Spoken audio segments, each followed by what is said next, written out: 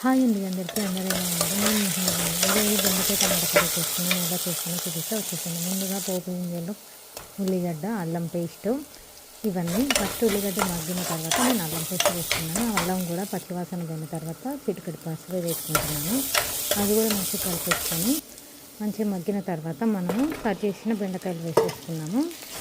అది కూడా ఒకసారి మంచిగా కలిపేసుకొని ఒక 5-6 నిమిషాలు మనము మీడియం టు లోలో పెట్టి మనము బెండకాయలు మంచిగా వేయించుకున్న తర్వాత కొంచెం సాల్ట్ వేసి మళ్ళీ కాసేపు మూత పెట్టి ఒక 5 నిమిషాలు ఉడకబెట్టుకున్నాను. అది మంచిగా మగ్గిన తర్వాత టమాటాలు వేసుకున్నానండి. టమాటాలు కూడా ఒకసారి కలిపేసుకొని బాగా తర్వాత ఒక 5 నిమిషాలు మూత పెట్టుకున్న తర్వాత మనకు టమాటాలు బాగా మగ్గిపోతాయి. మగ్గిన తర్వాత మనం ఎంత కారం తింటే అంత నేను ఒకటే 2 స్పూన్ల కారం వేసాను. అంతే, 1 స్పూన్ ధనియాల పొడి, ఆ 2 వేసుకొని మంచిగా కలిపేసుకొని ఒక 5 నిమిషాల తర్వాత సిమ్లో పెట్టుకొని మూత పెట్టేసుకుంటే మన బెండకాయ tomato curry easy. Thanks for watching.